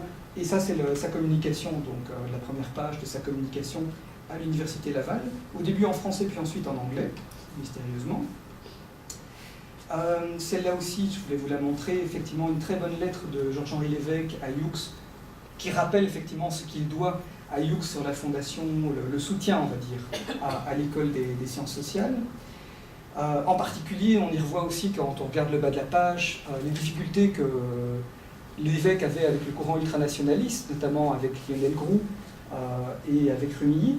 Donc on retrouve effectivement une accointance avec Hughes, notamment sur le plan politique, par opposition à d'autres courants au sein de la vie politique canadienne-française. Je vais terminer par ça aussi, c'est quelques extraits de la correspondance de Hughes avec Trudeau. Alors effectivement, Hughes et Trudeau, ils se connaissent personnellement depuis 1962. C'est pas très tôt, dans le sens où Cité Libre est sorti quand même depuis un certain temps avant. Hughes connaît très bien les gens qui ont commencé à écrire dans Cité Libre, comme Falardeau. Il y a aussi les frères Breton, La Montagne, qui connaît très bien. Donc il a un très bon réseau québécois. Trudeau arrive un peu plus tard dans ses relations. Hughes veut lui écrire en 1962 via La Montagne. Et donc il y a une première lettre qu'il envoie à Pierre-Éliott Trudeau, où il s'exprime notamment sur la question du séparatisme. S'ensuit un échange de lettres avec Trudeau là-dessus, où c'est assez intéressant de voir effectivement Trudeau qui remercie Hughes pour les analyses qu'il a faites sur la société canadienne-française. Donc on voit vraiment toute une... il nous dit « Sa conférence a contribué à fournir le même genre de pensée stimulante que j'ai toujours trouvé dans vos écrits sur le Canada français. » Et la plus intéressante de ces lettres est certainement celle-ci, en 1969, où Hughes écrit, c'est une lettre très curieuse à Trudeau, parce que, imaginez l'histoire, mais vous l'avez sans doute sous les yeux pour ceux qui voudront la lire, le président Johnson aux États-Unis, à cette époque, donc un peu avant, donc 1969, avait fait téléphoner à Hughes parce qu'il devait rencontrer le Premier ministre Pearson, invité au Texas, donc dans sa maison personnelle, et il avait fait téléphoner à Hughes pour demander quelle devait être sa ligne par rapport au Canada. Il faut quand même s'imaginer l'entre-gens dont devait disposer Hughes là-dessus, pour donner au président américain une ligne politique sur la rencontre avec le Premier ministre canadien, sur les relations entre les États-Unis et le Canada. Et ce que Hughes conseille, typiquement pour ceux qui ont souvent pris Hughes pour un conservateur ou quelqu'un d'assez aristocratique, c'est assez curieux. Ici, ce que Hughes recommande, c'est en fait que le Canada soit l'enfant terrible des États-Unis. C'est-à-dire, au lieu d'être le suiveur éternel, pensez peut-être à la politique actuelle, c'est-à-dire celui qui suit fidèlement les États-Unis sur toute la politique étrangère, qu'il soit l'enfant terrible, c'est-à-dire qu'il prenne le contre-pied des positions américaines, notamment dans les relations avec Cuba et notamment dans les relations avec la Chine. C'est ça que Hughes écrit à Johnson, fait dire à Johnson, et donc dans sa rencontre avec Pearson. Est-ce que ça a donné des conséquences en termes de politique canadienne-américaine? Je n'en suis pas sûr. En tout cas, voilà ce qui montre cette interrelation entre Hughes et Trudeau, et plus largement, l'aura dont disposait Hughes sur la vie politique américaine. Mes conclusions, parce que j'ai déjà dépassé mon temps. Alors en quelques mots, là-dessus, revenir brièvement sur les qualités parkiennes de Hughes que je vous avais décrites tantôt, détachement, terrain, disponibilité aux étudiants. Je pense qu'il les a investis à Laval. Et il les a investis essentiellement via Falardeau. Hughes n'est resté qu'un an à Laval, il n'a pas pu marquer d'une véritable empreinte, à mon sens, et certains l'ont dit d'ailleurs dans l'histoire du département. Laval, comme il a marqué McGill par comparaison, comme il a marqué Chicago, mais il a laissé Falardeau, on va dire, comme héritier, petit-fils de Parc, comme successeur, on va dire, sur ces questions-là, avec les mêmes disponibilités, peut-être éventuellement les mêmes dispositions pour les étudiants, le même sens du travail de terrain, le même détachement par rapport aux questions religieuses et politiques de l'époque. Mais je dirais que l'influence de Hughes a sans doute très vite été contrebalancée par d'autres influences. Le retour de la sociologie française après la guerre, avec les années 60 et l'arrivée d'une nouvelle génération de sociologues, Bourdieu, Touraine, Crozier, etc. Et aussi les influences américaines, avec Parsons, avec Columbia. On peut dire qu'effectivement l'influence de Chicago s'est étiolée, sans doute aussi à Laval comme ailleurs, malgré l'aura dont a pu disposer Hughes. Ensuite, revenir sur la biographie de Hughes et ses qualités. Qualité d'outsider, c'est un outsider qui a fait une étude sur une ville canadienne-française. Je pense que ce qu'il a pu voir et la manière dont il a pu le dire, il a pu le faire en tant qu'outsider. Il aurait été beaucoup plus difficile à l'époque pour un Canadien français, avant on a Léon Guérin par exemple, on a des ébauches de ce qui pouvait se faire, il aurait été plus difficile pour un Québécois de faire une étude de Drummondville à cette époque-là. Après, je dirais que Hughes, effectivement, le dit dans son programme de recherche pour le Canada français, la main est tendue pour les sociologues québécois pour analyser eux-mêmes leur propre société. Mais il a créé les jalons de quelque chose de suffisamment détaché que pour pouvoir donner une idée de l'étude dépassionnée peut-être de certaines questions dans un cadre quand même où le Canada français a longtemps baigné dans un traditionnalisme qui empêchait peut-être une pleine émancipation de la sociologie. Donc il y a ce ferment peut-être qu'a laissé Hughes dans ce cadre-là. Alors, French Canadian Transition lui-même, l'héritage, je dirais que pour certains historiens dont j'ai vu les recensions, French Canadian Transition, donc qu'il considère à l'époque comme sociologiquement dépassé, je me demande d'ailleurs pourquoi, est plus un ouvrage d'histoire sociale. Il dit c'est un très bon ouvrage d'histoire sociale pour comprendre le Québec, mais c'est plus un ouvrage sociologiquement pertinent, mettons. Mais je considère quand même que c'est un ouvrage qui est frustrant par d'autre côté. Je vous l'ai dit tantôt, je pense qu'un terrain plus long aurait été intéressant. Si Hughes était resté 1 an ou 2 ans à Drummondville en profondeur, French Canadian Transition aurait été une étude encore plus fournie, encore plus saillie, notamment sur le plan de ce qui se passe à l'école, de ce qui se passe au sein des industries observées de l'intérieur comme il l'a fait via ses étudiants comme Donald Roy par la suite à Chicago. Avoir des étudiants à l'intérieur qui observent, c'est autre chose que observé par des témoignages, des entretiens qu'on fait à l'extérieur. Donc là, il y aurait eu une progression qualitative considérable de l'ouvrage qui aurait pu être faite. Et ensuite, ce qui a manqué, c'est le travail des étudiants en équipe. Hughes n'a pas d'équipe à ce moment-là, à Laval, ou de sociologues canadiens-français qui travailleraient avec lui, et qui pourraient nourrir par tout un travail d'éthique, équipe collective comme à Chicago, une étude systématique du Québec et de certaines villes du Québec.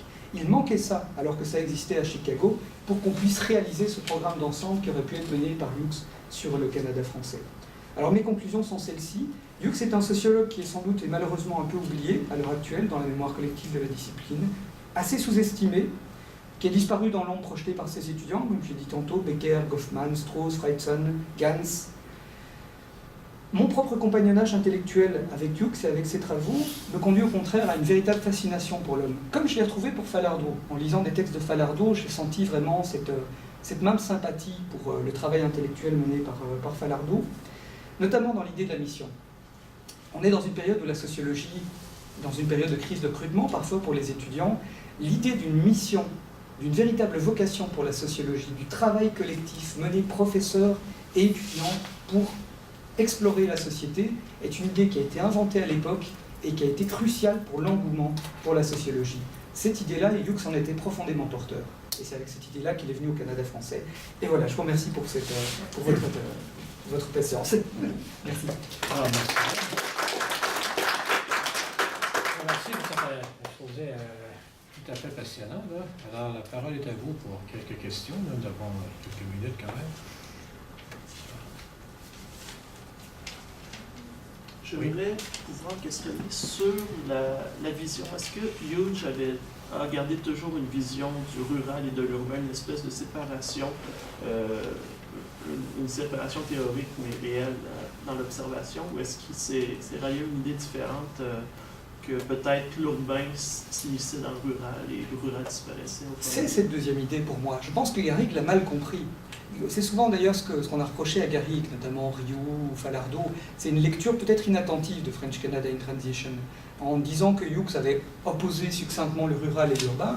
Ce n'est pas comme ça dans French Canadian Transition. On a vraiment quelque chose de beaucoup plus fin sur l'interpénétration. Il faut penser par exemple aux ouvriers qui sont d'origine rurale, qui viennent d'arriver en ville, qui arrivent d'ailleurs avec toutes leur tradition d'habitat. La cuisine traditionnelle est répliquée dans des petites maisons au centre de la ville, où on retrouve vraiment un mode de vie rural embarqué dans un mode de vie industriel plus large. Donc c'est beaucoup plus fin comme analyse des imbrications entre le rural et l'urbain et l'industriel. Il y a quand même des images assez pittoresques, Hughes qui nous présente notamment l'image dans une ville aussi industrialisée, d'une vache qui revient toute seule des labours et qui traverse la rue principale. Télescopage entre le Drummondville d'autrefois et le Drummondville actuel avec les grandes industries et les grèves notamment dans l'industrie. Donc c'est beaucoup plus fin que ce qu'on a souvent dit, notamment du côté des analyses de Garrigue. D'ailleurs Garrigue a été le premier à se remettre en question dans un article par la suite en revenant un petit peu et en accordant des fleurs, on va dire, à Hughes sur son analyse dans French Canadian Transition. Voilà, pour vous répondre. Vous avez dit que Hughes a surtout étudié les relations ethniques et les relations de classe. Il a choisi Drummondville parce que l'industrie s'y était implantée. Et moi qui travaille sur le Canada français, mais en Nouvelle-Angleterre, je me demande, est-ce que Hughes s'est intéressé aux communautés canadiennes-françaises qui, elles, sont allées à la rencontre de l'industrie, donc dans le sens inverse finalement? Parce que vous disiez qu'il semblait avoir un programme de recherche qu'il n'a jamais complété, mais à travers vos recherches dans les archives, est-ce que celui-ci avait été tenté par une analyse du Canada français en Nouvelle-Angleterre? À ma connaissance, en Nouvelle-Angleterre, je ne pense pas. Le problème sur Hughes, c'est qu'il exprimait notamment, à plusieurs reprises, il a voulu revenir au Québec. Il a voulu revenir pour terminer en fait ce qu'il avait commencé. Il voulait revoir French Canada in Transition en édition révisée, il ne l'a jamais fait, en y incluant des choses qu'il n'avait pas mises à l'époque. Ou refaire, ça lui aurait demandé trop de travail, une nouvelle étude, éventuellement de Drummondville ou du Canada français, toujours en transition, comme il disait. Je ne pense pas qu'il s'est intéressé aux francophones de Nouvelle-Angleterre sur ce plan-là. Ce qu'il aurait éventuellement fait, comme j'ai dit tantôt, c'était plus s'intéresser aux villes minières du Canada français, donc les villes champignons qui avaient émergé avec l'industrie, mais on est toujours dans la même logique, industrie venant de l'extérieur, d'importation anglo-américaine et ouvriers francophones. Il y a quelques petits éléments dans French Canada, notamment aussi sur les Canadiens, les Américains français, donc les Acadiens si on veut, arrivés comme main-d'œuvre aussi à Drummondville et dans leurs relations tout aussi compliquées avec les Canadiens français et avec les Canadiens anglais. Mais à part ça, effectivement, je ne pense pas qu'il ait travaillé cette question, ni à Brandeis, ni à Boston dans la suite. Il était un homme aussi qui aimait bien rebondir sur différentes questions sociologiques, et par la suite, on l'a vu sur de toutes autres questions, comme par exemple Boyce in White avec Becker et d'autres études, on voit que sa gamme de possibilités est de l'ordre de la grande curiosité, pas uniquement d'une focalisation sur le Québec. Mais il avait cette intention de revenir un jour sur le Québec de façon systématique qu'il n'a jamais réalisée. Et il le dit notamment dans un courrier à la montagne, qu'il a envie de revenir, mais qu'il n'aura pas l'occasion de pouvoir le faire. C'est d'une non-réponse, malheureusement. Donc.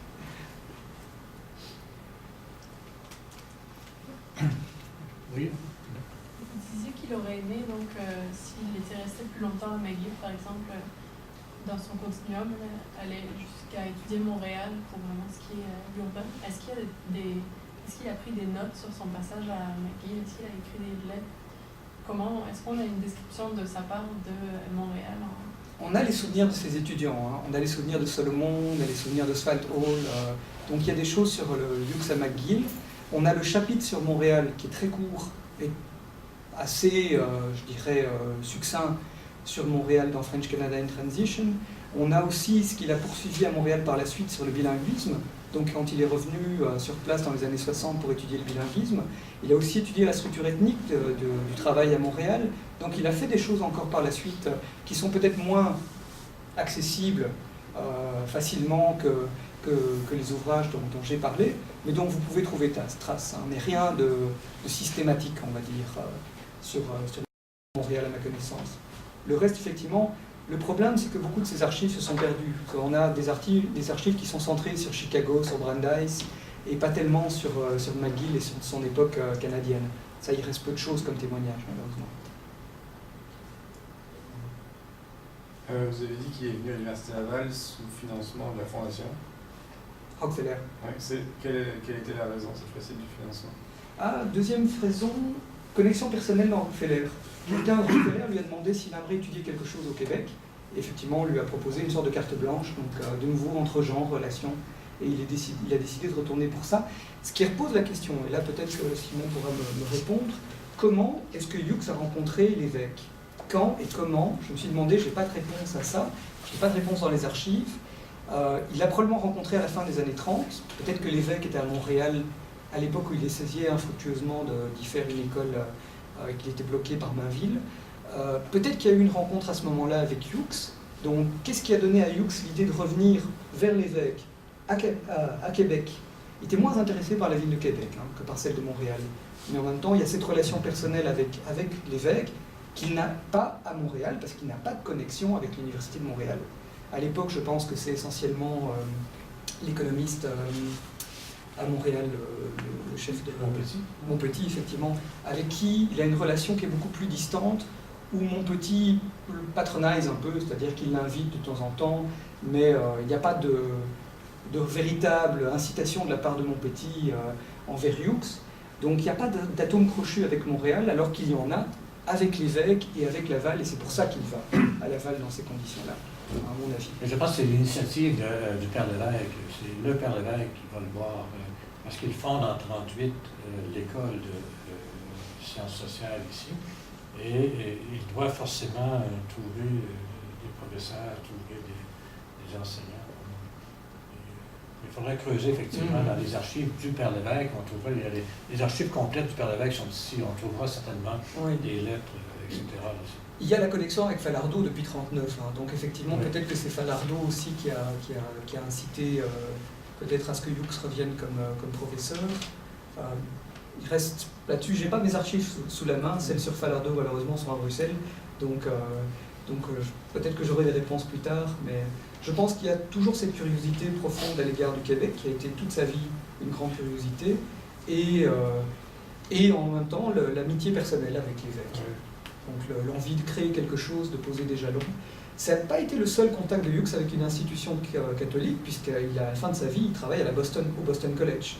Boston College, une institution jésuite, donc où de nouveau, non sans clin d'œil ironique de sa part, il dit qu'un protestant est considéré comme suffisamment bienséant pour être engagé par une institution catholique. Donc effectivement, voilà pour ces relations. Merci. D'autres questions? Peut-être en conclusion, je vais ajouter que le département de sociologie et l'Université Laval ont donné un doctorat honoris causa à Everett Hughes en 1972. Et c'est Falardeau, justement, qui était son disciple, qui a prononcé l'éloge, qui a fait l'éloge de Falardeau. Et j'ai eu la chance, moi, d'assister à la réception, parce que j'étais à ce moment-là professeur assistant au département, à temps plein. Il y avait le statut d'assistant à temps plein à ce moment-là, un peu comme ressource d'appoint. C'était mon premier emploi, je venais de terminer ma maîtrise. Donc j'ai eu la chance de rencontrer Mme McGill et je dois dire qu'ils parlaient tous les deux, là c'est très, très bon français, là, on parlait en français avec tout le monde. Voilà. Et donc, Philippe, merci bien pour cet exposé fort intéressant et très stimulant aussi, et je t'invite à poursuivre tes recherches là-dessus, profiter du séjour à Laval ici pour justement avancer encore plus loin. Alors merci beaucoup. Encore merci pour cette invitation. Je t'en prie.